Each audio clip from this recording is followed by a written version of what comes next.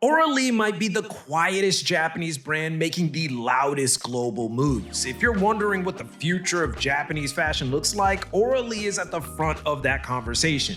But in order to understand it fully, we gotta take a closer look beyond its growing popularity, not just in Japan, but globally. What's up everyone? I'm THECASUAL, and this is The Next Generation. Let's get it. Auralee began in Tokyo in 2015, the vision of designer Ryota Iwai. Before striking out on his own, Iwai worked for Norse Projects and Markwear, sharpening his understanding of minimalism and quality. But when he founded Auralee, the starting point wasn't trends or silhouettes, it was textiles. He built relationships with the best Japanese mills and made fabric development the foundation of the brand. In fact, you could argue Auralee's garments are more about material honesty than design flourishes. The weight, the drape, the feel against the skin, these are all signatures. That textile-first ethos set Auralee apart early. And while many brands market minimalism as a look, Auralee pursued restraint as a philosophy. Now this isn't Scandinavian design minimalism, which often emphasizes function and sharp design. Auralee is distinctly Japanese in how it layers quiet depth into its choices. The value isn't in logos or loudness, but in the patient perfection of fabric and cut. It's a label that feels timeless, not season-bound. Minimalism, of course, is not new to Japanese design, from traditional aesthetics like wabi-sabi to modern pioneers such as Yohji Yamamoto and Issey Miyake. Restraint and refinement have always been a part of the country's creative DNA, but the difference today lies in fashion's global landscape. Cycles are shorter, hype is a little bit louder, and subtlety rarely travels far. What makes Auralee stand out is that it has taken this long-standing design philosophy and managed to translate it into a language the world finally understands. In other words, movements that have been present in Japan for decades now are only now being showcased to a wider audience. Auralee is one of the first to achieve near global recognition for this form of Japanese minimalism, bridging history and the modern appetite for what we now call quiet luxury.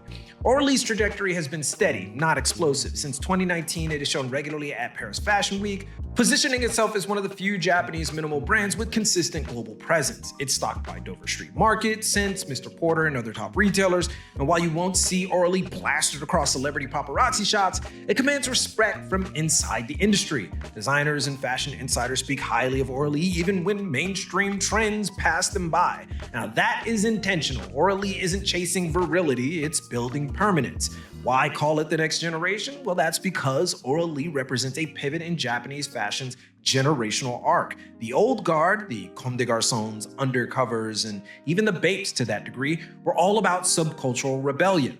They used clothing as confrontation, a way of saying no to established norms. Auralee, in contrast, embodies a new kind of disruption. Calm, restrained, almost meditative. It aligns with the global appetite for quiet luxury while maintaining a Japanese identity rooted in textile craft. In an age dominated by noise, Auralee suggests that refinement itself can be radical. Now, part of the reason I wanted to showcase Auralee was because of that refinement and also highlighting the fact that this type of Japanese fashion design has always been around. But because of the old guard, the comme des garçons of the world, even the Yojis of the world, the undercovers, the Takahide Miyashita with number 9, and then subsequently the soloists, they always showcase this lifestyle-oriented disruption, something that we said at the beginning here. And Auralee bucks that trend, and not in a way that it's a different type of Japanese design. As stated, it has always been here.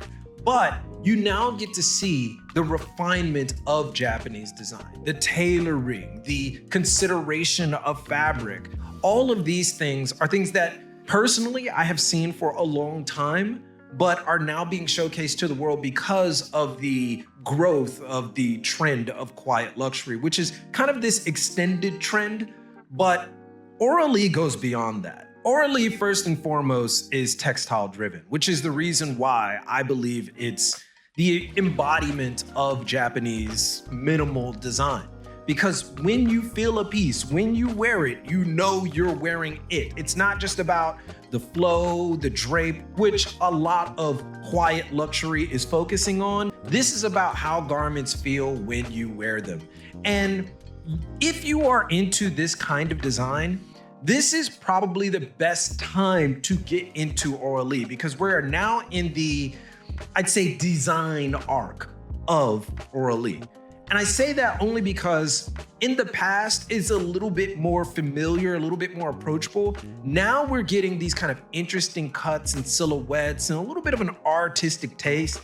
It's like Iwai is a little bit more confident, and he also knows that there's room for exploration within the grander scheme.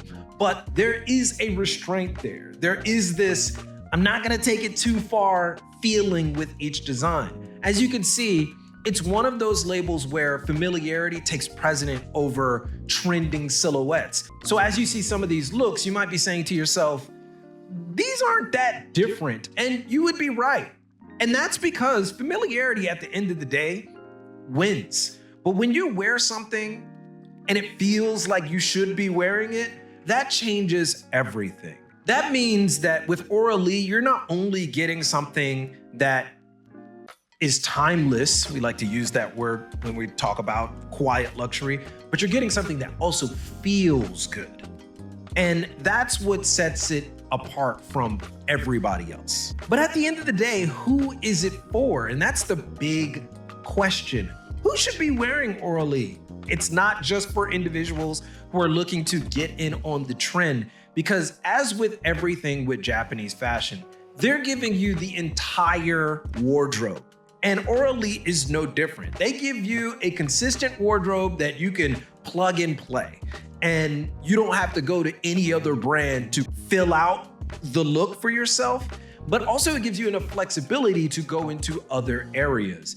And also, because of the muted palette, you can mix and match it with probably your wardrobe right now, and it won't look too out of place. And that's what I really love about it. It's plug and play, but it also has a format to it. And a lot of the styling that you're getting on the runway, it seems approachable. There is some interesting things that are happening with some of these looks, but it's not like, I need to commit to it so much and I can only wear this brand to make it work. Auralee is not like that. And I think that anybody who enjoys flexibility, but also enjoys the fact that they're wearing something that is very well made. It is pricey though, and I know that will deter some people. You're not getting it cheap, but again, you're talking about some of the best Japanese mills in the country. You're talking about a person who really focuses on the fabric, on the textile, and that matters a whole lot when you start getting deeper and deeper into this style, deeper and deeper into this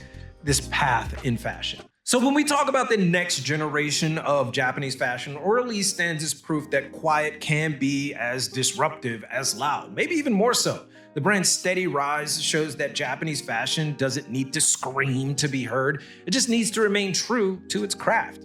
But I hand it off to you. Do you think subtlety is the true future of Japanese fashion, or does the culture still need its rebels to keep things alive? And also let us know what you think about Auralee. Drop it in the comments. For lessons and deep dives on the business of fashion and beyond, join us on Patreon. But as always, keep it locked right here for all of your info on international fashion culture and business from Tokyo, and keep it casual. Yoroshiku onegai shimasu. And I will see you guys in a minute.